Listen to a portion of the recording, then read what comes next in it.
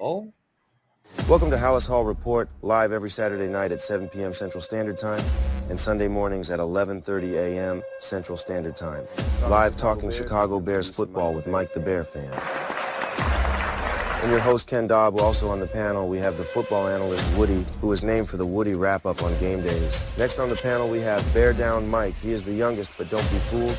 This guy knows this Bear squad. He can bring a different insight. Halas Hall Report breaks down the Chicago Bears team all year long, from the offseason through the draft.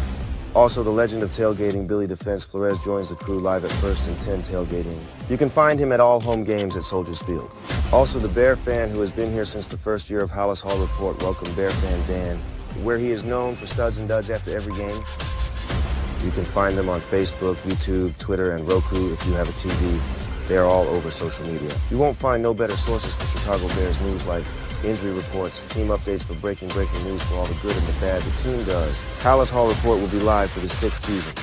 And they are teaming up with the best sports podcast out on social media. This is Northeast Streaming Sports.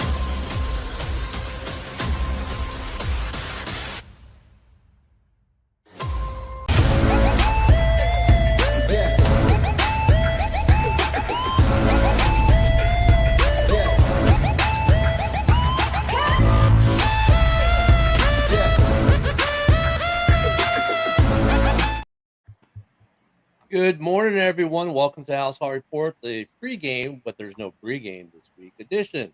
It's week 3 of no NFL football, but hey, we've got a ton to talk about. Good morning, Woody. How are you doing today? Just peachy. And of course, we got producer Mike back there doing his thing. He'll be talking to us soon, I'm sure. Hey, to start the show off, Billy the Fence Guy, as some of you are aware, was doing the polar plunge, raising money. We have some results. So, yeah, raised almost $9,500 for charity to do the polar plunge. And the folks there on the right, thank you for the donations. Billy, of course, or Bill's dad. I think it's Bill's dad being Bill for us. $1,100. So nice. Thank you, everyone, for the donations. He was doing it for, I can't remember which charity it was, but it was Special Olympics. It's right there in front of me. Hey, it's Sunday. I haven't finished my coffee. But congratulations, Billy, on raising that money. Of course, he does this annually, so we'll be doing stuff as we gear up for next year's polar plunge for Billy as well. And he was doing that this morning, so I don't think we'll be seeing him this morning. But congratulations, Billy, on raising that money and freezing your butt off in Lake Michigan this morning. Oof, I couldn't do it, man. No polar plunges for me. No, sir. This is as polar plunge as I get right here, drinking my coffee. Well, I'd rather do that than sit in heat, 98-degree weather. I'll tell you that. At least 98-degree weather, I can get on the motorcycle and go for a nice ride, right? Yeah. So, anywho, yeah, good job there, Billy. Can't wait to see you on the show, my friend. Of course, we know he's all about free agency, and that's what we're going to be talking about today. Of course, we talked about this a little bit before with the cap increase. The Bears are now 4th. They were 3rd. New England made some moves. They now have over $100 million in cap. So there is going to be a little competition, except for this guy, because only we can get him for the next week or so. All right, Woody. I'm sure you saw the press conference last Wednesday when when people are coming into the combine. Poles said, and he uses the language he used just killed me in a way. He goes, the offer is strong. The terms are strong. The guaranteed is strong. Everything was strong. You notice that? Strong was the word. What do you think the odds are of getting Jaylon signed before the flag designation on Wednesday? Like I said, my opinion is still the same. I'm thinking we're tagging him because what is it now? Like 20 to 21 million is 18 and change is the tag, I believe. Still. Right. But he, like I said, when they upped it, isn't he worth like 20 to 21 million that I was reading? Jaylon Johnson. So I'm still going with my first initiative is I'm thinking we're tagging him. I know Pohl said he doesn't want to use the tag at all this year, so he's motivated. Most reports I've seen has been worth an average of 20. But you know what's funny though, when they say average of 20, what does that mean to the cap? I mean, I think that, average of 20 means an average of what? About 12 to 15 to the cap because of the way we need to get, I wish they would do it. They'd probably tell us, yeah, who are you? I would wish we could get one of these NFL executives that handle the cap and the cap processes for the NFL to come on here one day, and I'd give them the whole half hour just so they could come on and explain to us exactly the ins and outs of the cap. Because how is it a $20 million contract isn't $20 million on the cap, right? There's all these little loopholes and intricacies that these guys use where a $20 million contract, you see it, the guy signs for $20 million, cap hit 8.5. What the heck? You know what I mean? So I'm like, what are some of those intricacies? Because it's going to affect with the 80 million or so we've got. JJ is not going to be, even at 20, he's not going to drop our cap available down to 60. He'll drop it down to 65, 70 maybe, right? So it's interesting. I think that affects maybe the size of the contract too, because the teams aren't afraid to pay these guys money. They're afraid of the cap. I mean, the Bears are worth $8 billion. They're not afraid to give JJ 20 million or 22 million a year. They just want to keep a cap number down. So how is these guys? The thing is, if we tag him, do you give a team that really, really, really needs a cornerback will give us a first and third round pick? I don't think I'm taking the opposite track as you. I think done before Wednesday. And I mean, I think they're motivated. I think Jaylon Johnson wants to be here. Poles wants him here. They don't want to use the cap. They don't want to use a tag at all. If you can't get it done, he's 100% tagging him. On that, I agree with you. He's 100% tagging him if they can't get it done. I just think they're going to get it done. But I'm just wondering. I think he doesn't want to tag him too, because if he tags him, it's more of a cap hit than if you sign him. Because you can't. But see, I wouldn't want to rush to get him a contract just because of that reason. Yeah, I want him to, if they're going to sign him the right amount of years, right amount of contract. If you're rushing to get him a contract before Wednesday because of tagging him because of the cap hit, I'd be like, what the fuck? So, like I said, I'm thinking they're not going to get something done. I could be wrong, but we'll see. I don't think they're rushing it. His tag price is 18.1 and his market value is about 21 million if they get a deal done. I think they're going to get a deal done, but if they don't, they're going to 100% tag him for sure. But I think they're going to get a deal done. Pohl says, he don't want to use the tag on him. Jaylon Johnson wants to be a Bear, and why wouldn't you pay the guy? He's the number one cornerback in the league. I mean, he's earned it. Well, he would have dropped them. I mean, pick sixes. He's still the best corner in the league for sure. But I know where you're coming from, Woody, for sure. Yeah. One of them would have been a pick six. Should have had 2 or 3 more interceptions, but that's why they're cornerbacks. They're not receivers. And see, Steven, he got the assignment because he was watching last night. We said we're going to be talking about free agency today. And here's his question right here. Hey, guys, do you think in free agency would be a solid fit with our up-and-coming secondary? He was thinking Geno Smith is young and from when he saw a good tackler, and that was a problem for Bojack last year. We haven't really looked too much at the corner market, but we can bring we did look at some safeties. I'll bring the safety list back up from last week. These are some guys that we were thinking last week. Geno was definitely on that list. He's mid-range at 17.2. His age seems appropriate. The only one who's almost aged out on this list, as far as Ryan Poles' history, is Budda Baker. I don't know. What do you think? Do you think Geno Stone, or do you think maybe we spend a little bit more and go? Because I mean, he's cheap. It's what 7.2. Yeah. I mean, with our cap money and stuff, like I said last week, I wanted to see how Antoine Winfield proved himself. It's a little high. Between them two, though, Winfield Jr. and Geno. But if you're going to go for the saving the money, yeah, definitely Geno. But for experience and how he proved himself, I would definitely Antoine Winfield Jr. Right. Yeah, I mean, Xavier McKinney also, roughly the same dollar amount, not much different in the greater scheme of things, but he might be a little bit better. They're both the same age. I don't know, Mike. What about you? Like what he said, I do like Winfield Jr. He did step up and proved himself, but you got to remember Geno Stone's stats right there was half playing time than Winfield Jr. I know he's got a little injury bug and stuff, but when he plays, just like Jenkins on our offensive line, he is a stud. Yeah, it's not like we're not used to the injury bug in our secondary. That's why we're so deep there too. He might be a worthy signing. He might be on the he might be onto something there. Steven might be onto it. That is an interesting scenario. He's intriguing, and I yeah, I mean, I think that's definitely a good option. Definitely a good option. Another one that we have to talk about. We have to talk about because this is turning into a circus with Kansas City. Chris Jones.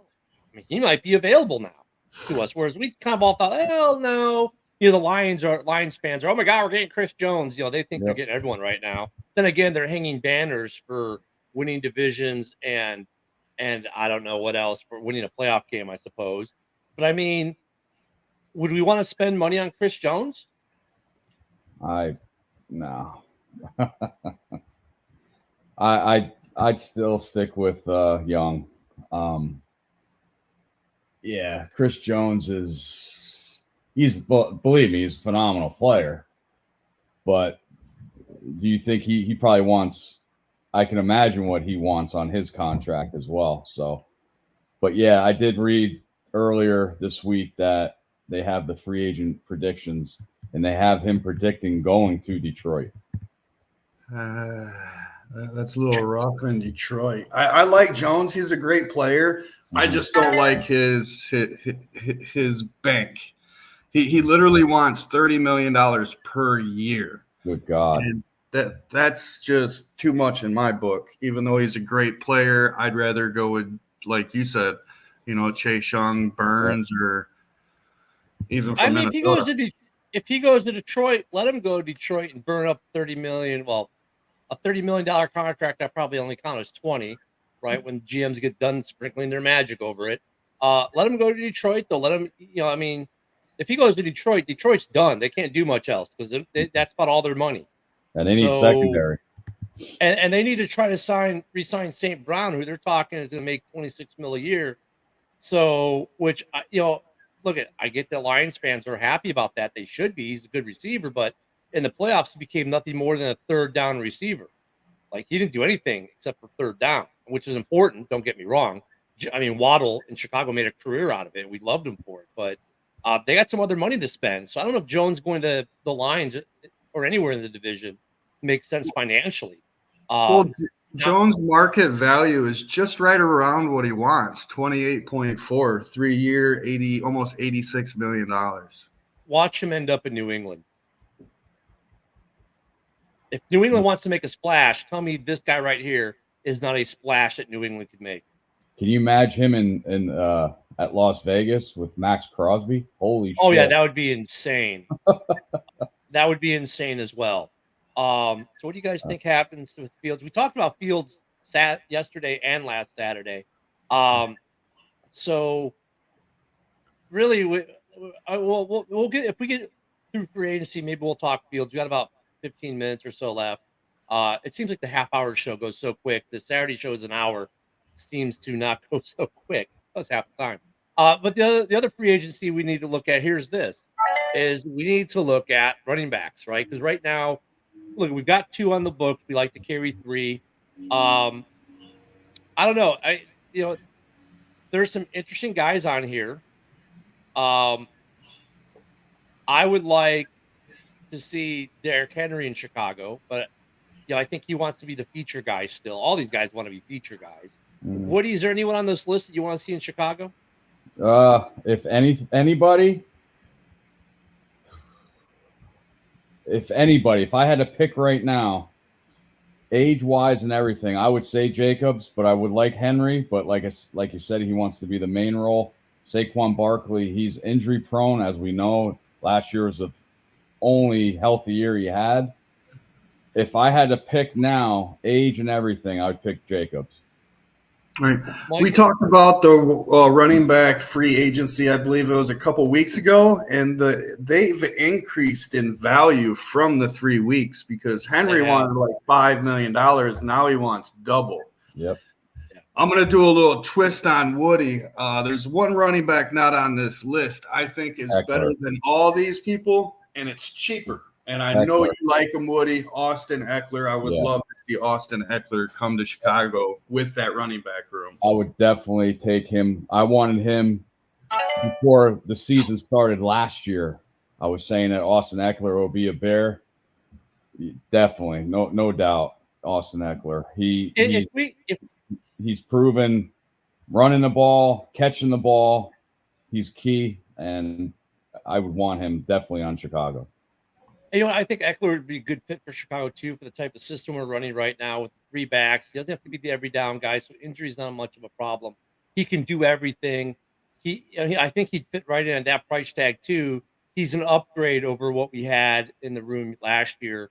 Not that Deontay Foreman wasn't good; he was good, but I think Eckler, who's only like that contract is only a smidge more than what we paid last year. I think that's a better deal for us in the end. And yeah, that would be good if we're going to do anything in the running back room with Steven. I mean, our secondary is really exciting. Yep. Dude, if Dexter and Pickens can play better in the middle, and Dexter started to come on. I know that the grades on Dexter for the season aren't that phenomenal, but if you go to the last 7-8 games, the back half of the season, he got to the quarterback. He started getting pressures. I mean, this all obviously after Sweat gets there. So let's go pre-Sweat, post-Sweat. Sweat gets there. All of a sudden, Dexter looks really good in the middle, right? And he started to come on. Also, it's a rookie year, so it takes some time. I think we're going to be good there. And pre-Sweat, Justin Jones was slumping, but when we did sign Sweat, he came on. Definitely. And you got to remember, too, Dexter was more of a rotational guy. I think he's going to play a little more this year for sure, depending on who they bring back, if they bring back Jones or whatever the case may be. You know, Pickens is, I think, behind Dexter. I'd like to see Pickens more because I like what he brings to the table. And I know we got some comments in here. It's kind of hard with okay, we're going there. That's I was about to go somewhere close there, but I know Steven says, yeah, he knows that's off topic. May might be a fit there. When it comes to Chicago, I know you guys were asking. We talked about it last night. We spent the whole hour on Fields last night, and we lost Mike for a second. He'll come back. He's remote this weekend, so he's dealing with internet issues like I had last week. There comes Mike back. We kind of think this is what what we believe as a group overall. We think this is what the Bears are going to look like come week 1. To answer the Fields questions, we think Fields is going to be in Chicago. Most of us do. Bear fan Mike is the only one who thinks otherwise, really, for the most part. The rest of us think Fields is staying, and the true target has been the whole time Marvin Harrison Jr. So, take this last quote by Steven, and instead of Williams, give Fields some star power.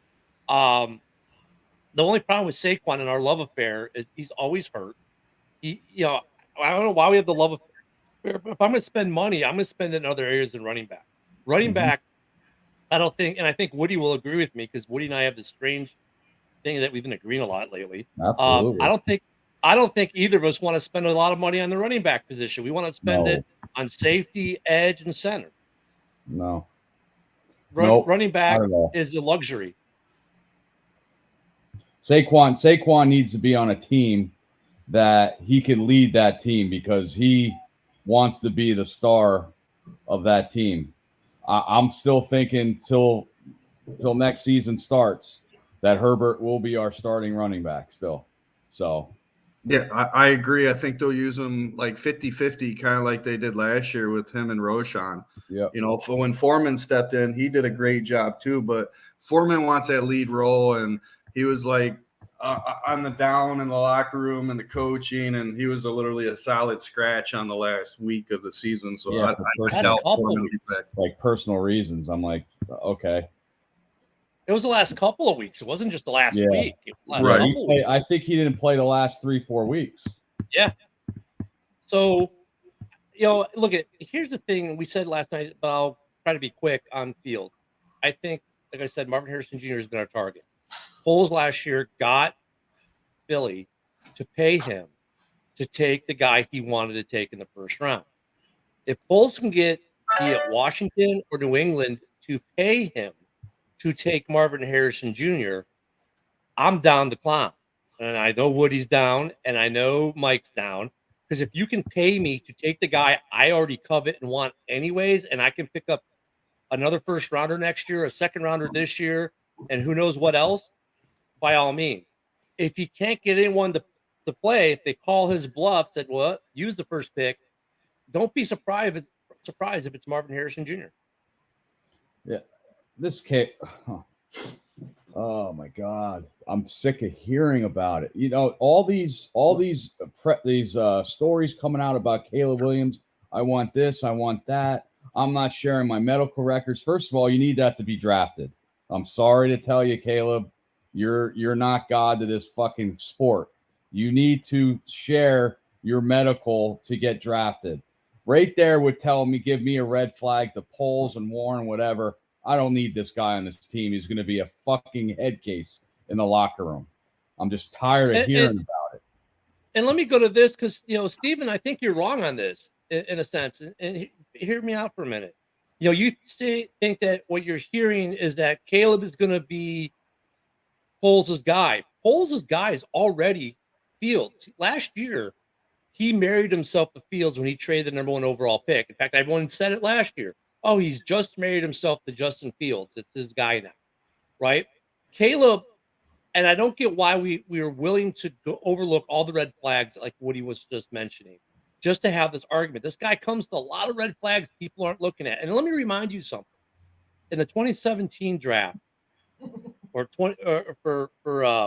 Mitch Trubisky's draft, if you look at the quarterback ratings of all the experts back then, right? Mitch was at the top of the board, then Deshaun Watson, then Mahomes. How'd that work out? Well, we don't know how they're going to turn out when they come out of college. We don't know. The hit rate's terrible on quarterbacks. Yeah. So if there's 4 quarterbacks taken in the first 5 picks, maybe one of them might work. And none of us can tell you which one's it's going to be. Like, did any of us think CJ Stroud was going to have a year that he had? No. No way. Well, maybe the head coach in Carolina, he really wanted him, and it was overturned. Right. And overruled by ownership. CJ Stroud had Schultz as a tight end and Dell as a rookie receiver, and Dell was the other receiver they had too. So he did a lot with the low number of players that he had. Yeah, he has a good offensive line down there in Texas. That's the other thing. The Bears got to remember with Fields too. The guy's been in a rebuild project. Our offensive line looks good, but isn't. It's really good on run blocking, like one of the tops in the league. It's 27th in the league on pass protection. 27th in the league in pass protection. There's a YouTuber out there did a video. It's called "Does Justin Fields hold the ball too long?" I suggest you go on YouTube and search that video out. And the guy, I can't remember his name right now. I want to give him the credit because he dove into the numbers: clean pocket, dirty pocket, receivers that Fields throws to, what their contested catch rate is, what their drop rate is. I mean, he put it out there. The numbers don't lie. Now you can try to twist numbers they want, but for what Justin's been working with, he is a well above average quarterback. So I don't think us keeping Justin's really a bad thing. And now look, you give another weapon, and let's say you go the Eckler, Marvin Harrison Jr., and in my dream scenario at 9, Roma Dunez is still sitting there, and you say, you know what, luxury pick him up and add Marvin Harrison Jr. and a Dunez in the draft. If you do that wide receiving room, someone should always be open. between DJ Moore, Marvin Harrison Jr., Roma Dunez, Cole Kmet. Well, see, the other thing is too is that I learned from other sports that I used to follow, or I still follow. Too many great players on a team can be bad for, like, especially hockey. Devils fan, stuff like that. They had, Flyers were always number one on the paper, and they had so many good players on that team, they fuck up and lose. So I just wanted to get enough players on that team to have us win and no arguments, and everybody gets the ball and wins the game. That's all I care about. Right, but if you also bring the 2 wide receivers, with our running game being so good, it'll really open it up more because it's going to be less stacked in the box. Well, I mean, yeah, if we get Marvin Harrison Jr., I'm thinking that's great. That's good enough for me. I don't need another number one receiver on that team that you have 3 out there at the same time, and then everybody's going to be fighting for the ball and going, "Oh, coach, you give me the ball. I was open." I don't want to hear that shit. I wouldn't say fight. I think they'd be more than happy to share. I mean, DJ Moore said so himself. Bring on, Marvin Harrison. If they both can get right around 1,000, and then Rome be a younger Mooney, you know what I mean? Him get 600-700 yards because he's pretty good himself. He'd be in the slot, Right. Now, that's a luxury pick. Do I think Foles is going to do that? No, I think what he would do is there's going to be a team that really wants Rome if he's there at 9, and he's going to, guess what? Flip 9. Mm-hmm. Yep, he'll go back, pick up a first rounder for next year. I mean, if you think about it, if the Bears can get someone to pay for Marvin Harrison Jr., pay us to take Marvin Harrison, but be it Washington or New England, right? I prefer Washington because Washington probably is more taking a quarterback. But let's say I can get someone to pay me to take Marvin Harrison at 2 or 3, and then if Roman's there at 9, I can get someone to pay me to go back a little bit further in the round, where maybe I can justify drafting this center out of where's that kid out of? Is he out of Oregon or Penn? The number 1 rated, and he's not a first round pick. That's the problem. He's probably more of a second round pick. So if I can move back in the first round and pick up a corner or a lesser receiver, that's not going to create that issue maybe that Woody's talking about, then pay me and let me go back and pick up. So next year I have possibly 3 first rounders in this dream scenario. And quickly to Steven, if we don't get any draft capital, if we go down to 2 or 3 with Marvin Harrison, with Washington, New England, I'm saying we trade that 9 pick to get some draft capital. That's what I would do. I mean, I'm sure there's like 3 or 4 players that Poles has on his board, Steven, like Carter, like Dunez, like Browers. If they're on the board, he's probably 3 of those players he's probably taken without a thought. But if you've already got Marvin Harrison Jr. and Roma Dunez is there, and the other ones are gone, flip it, like what he said. So, man, Sundays go quick, man. We're already almost out of time here. Mike's got to start paying so we can go an hour on a Sunday. I'm telling you, it's not my choice. We can go an hour. We just only get 30 minutes on Roku. Yeah. I got you. So, hey guys, good talk today on free agency. Of course, we'll be back next Saturday at 7 p.m. Central. Don't forget, Monday through Friday at 10 a.m. Central, the Ken and Ken Show. We'll be covering a lot of this stuff there as well as more comes up. And we'll see you guys later. Have a good one, guys. Bear down. Go Bears!